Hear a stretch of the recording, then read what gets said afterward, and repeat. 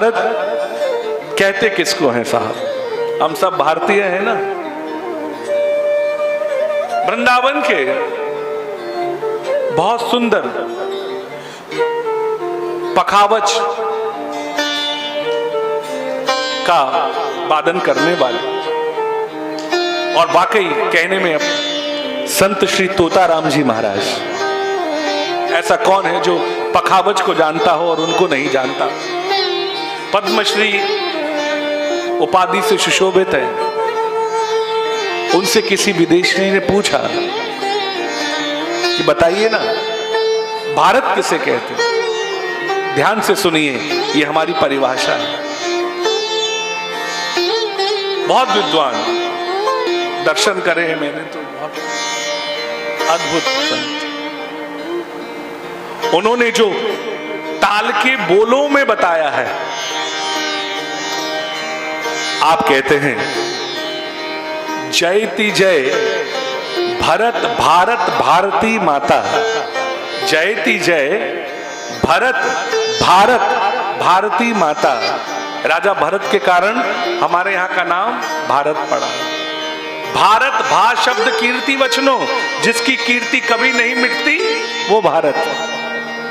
और हम लोग माँ की संतानें हैं। लोग कहते हैं ना भैया, जितने भी अवतार होते हैं वो भारत में ही होते हैं और कहीं नहीं होते हैं। आप बताइए क्यों होते हैं? क्योंकि सब देश किसी देश के आगे लगाया जाता है क्या?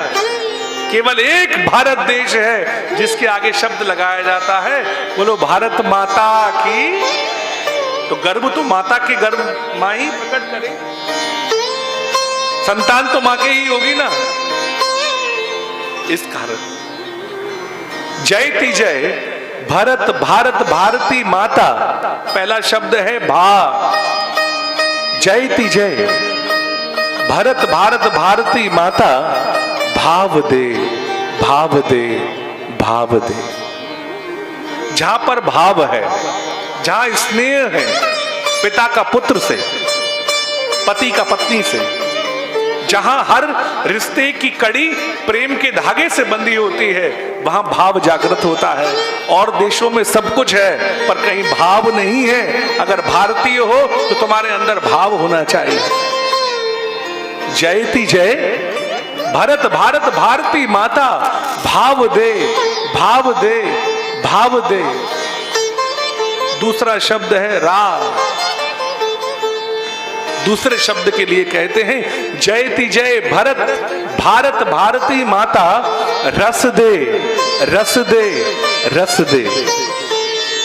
जहां भगवान का एक नाम है रसो वही सह,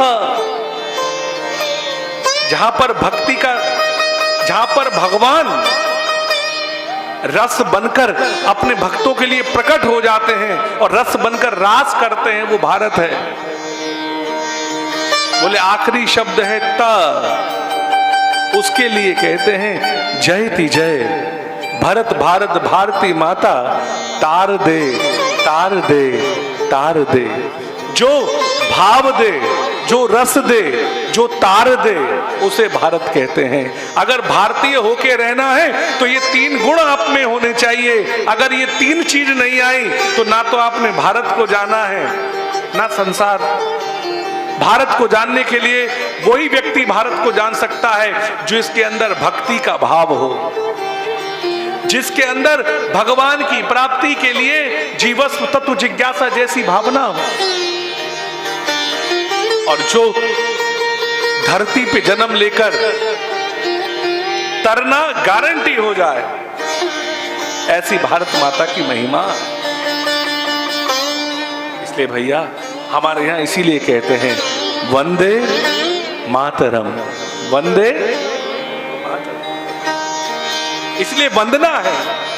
इसीलिए हमारा शिष्टाचार कहता है सवेरे उठो तो पृथ्वी को प्रणाम करो। क्यों? क्या होगा?